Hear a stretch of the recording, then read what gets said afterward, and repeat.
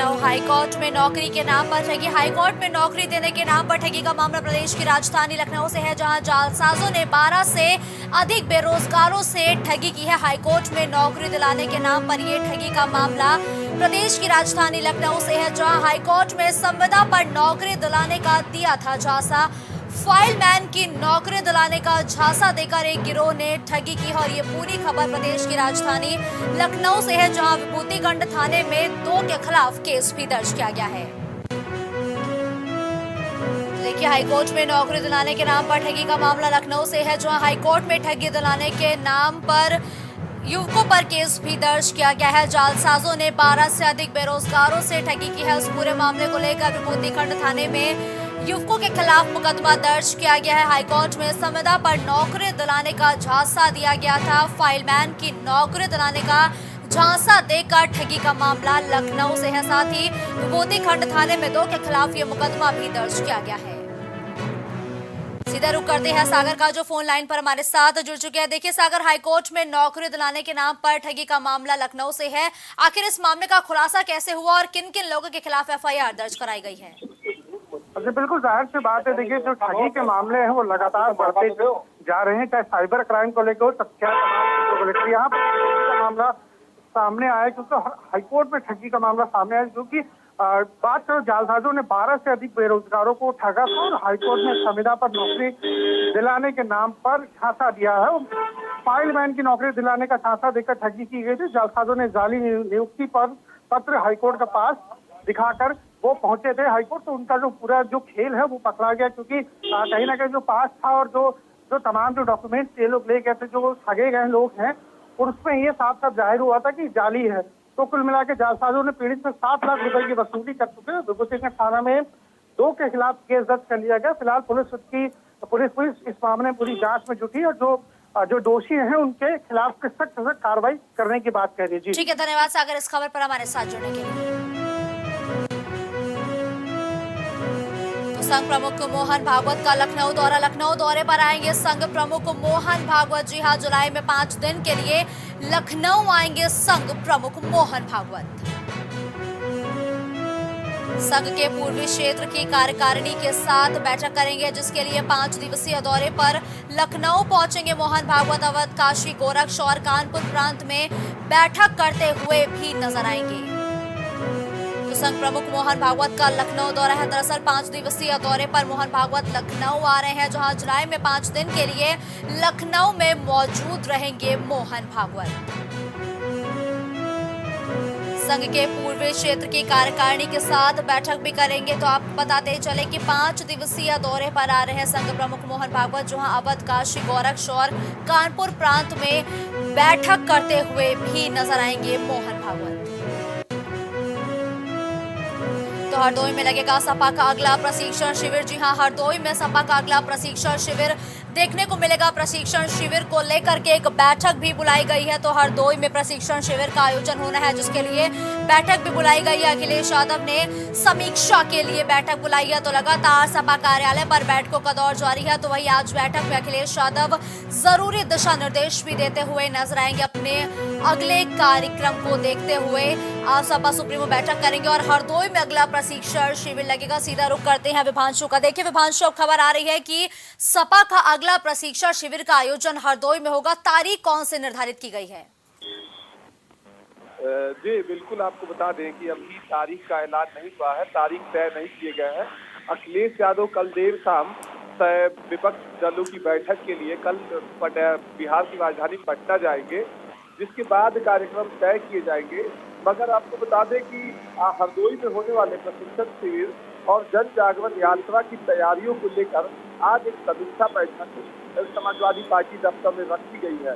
इसमें कैसे कार्यक्रम को सफल बनाना है और प्रशिक्षण शिविर में किन किन मुद्दों पर बात करना है, साथ ही जो जन जागरण यात्रा है उसके रोड मैप को लेकर कि किधर से निकलेगी यात्रा, क्या कहाँ कहाँ कार्यक्रम तय किए जाएंगे, इसको लेकर समाजवादी पार्टी के शीर्ष नेतृत्व के साथ कई बड़े पदाधिकारी आज हरदोई से आए हुए हैं राजधानी लखनऊ।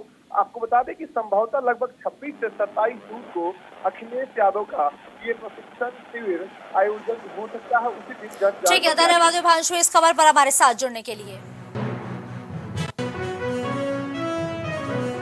देखिए लखनऊ के मोहनलालगंज पुलिस को बड़ी सफलता मिली है। मोहनलालगंज पुलिस के हाथ एक बड़ी सफलता लगी है। 2 वांछित अपराधियों को मोहनलालगंज पुलिस ने पकड़ा है। तो 2 वांछित अपराधियों को गिरफ्तार करने में मोहनलालगंज पुलिस को एक बेहद ही बड़ी सफलता हाथ लगी है, जहां फर्जी रजिस्ट्री करने वाले 2 वांछित पुलिस के हत्थे चढ़े। कूट रचित दस्तावेज तैयार कर कराई थी फर्जी रजिस्ट्री, जिसके आरोपी को अब गिरफ्तार किया गया है। फर्जी व्यक्ति को खड़ा कर कराई थी रजिस्ट्री। तो संजीव जीवा हत्याकांड की जांच हुई सुस्त। दरअसल प्रदेश की राजधानी लखनऊ में संजीव जीवा हत्याकांड हुआ था, जिसकी जांच अब धीमे पड़ती हुई दिखाई दी। एसआईटी में शामिल अधिकारी के ट्रांसफर के बाद अब जांच सुस्त नजर आ रही है। सोमवार को दर्ज होने थे 5 लोगों के बयान। एक अधिकारी का लखनऊ से हो गया है ट्रांसफर, जिसके बाद जीवा हत्याकांड की जो जांच है वो अब धीमी पड़ती हुई दिखाई दे रही है, जबकि दूसरे नहीं पहुंच पाए लखनऊ। तो एक अधिकारी का ट्रांसफर हो गया है, जिसके बाद दूसरे अधिकारी फिलहाल लखनऊ नहीं पहुंचे हैं। बिना जांच पूरी हुए तबादले पर भी अब सवाल उठने लगे हैं। देखिए संजीव जीवा हत्याकांड की जांच अब सुस्त पड़ती हुई भी नजर आ रही है। दरअसल एसआईटी में शामिल अधिकारी के ट्रांसफर के बाद ये जांच सुस्त नजर आ रही है और वही अब अधिकारी के ट्रांसफर पर भी सवाल उठने लगे हैं। दरअसल सोमवार को 5 लोगों के बयान दर्ज होने थे और अधिकारी के ट्रांसफर होने की वजह से जो बयान है वो नहीं दर्ज किए गए, जिसके बाद अब जांच कहीं ना कहीं धीमी पड़ती हुई दिखाई दे रही है। सीधा रुख करते हैं कलीम का। देखिए कलीम, संजीव जीवा हत्याकांड की जो जांच है अब वो सुस्त पड़ गई है, क्योंकि एक अधिकारी का ट्रांसफर हो गया है। आखिर जब जांच पूरी नहीं हुई, बयान नहीं दर्ज किए गए, उससे पहले अधिकारी का आखिर ट्रांसफर कैसे हो गया?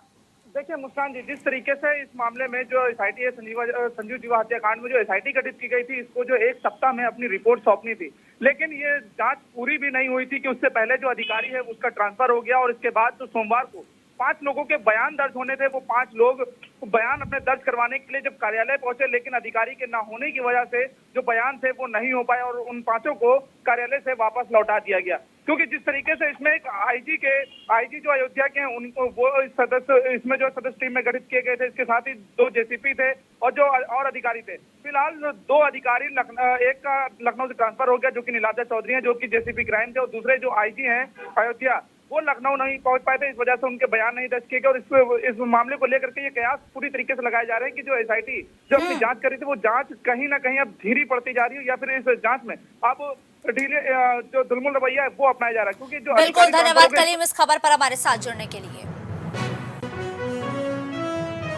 लखनऊ में सिंचाई विभाग में फर्जीवाड़े के मामले में कार्रवाई। सिंचाई विभाग में जो फर्जीवाड़ा सामने आया था उस पर अब बड़ी कार्रवाई की गई है, जहां फर्जीवाड़े को लेकर हुसैनगंज कोतवाली में अब एफआईआर भी दर्ज की गई है। शासन के आदेश पर यह एफआईआर दर्ज कराई गई है। आपको बताते चले कि शासन के आदेश पर यह एफआईआर दर्ज की गई है। विभाग ने मुख्य अभियंता ने ये एफआईआर दर्ज कराई है, तो विभाग के मुख्य अभियंता की तरफ से ये एफआईआर थाने में दर्ज कराई गई है।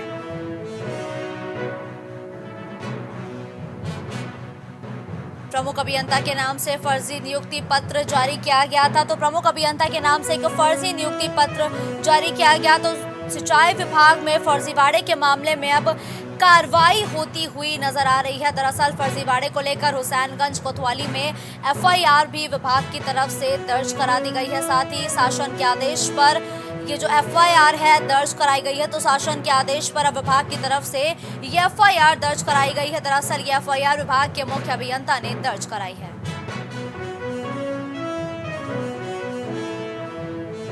तो फर्जी नियुक्ति पत्र जारी किया गया था, जिसको लेकर के लगातार जो सियासत है वो भी तेज हो रही थी, जिसके बाद अब शासन के आदेश पर विभाग के मुख्य अभियंता की तरफ से एक एफआईआर भी दर्ज करा दी गई। और ये पूरा मामला सिंचाई विभाग से जुड़ा हुआ है। जहां फर्जीवाड़े की खबर आई थी, तो वही फर्जीवाड़े को लेकर हुसैनगंज कोतवाली में अब एफआईआर भी दर्ज कराई जा चुकी है। शासन ने विभाग को आदेश दिया था और वही शासन के आदेश पर अब विभाग ने ये एफआईआर दर्ज कराई है।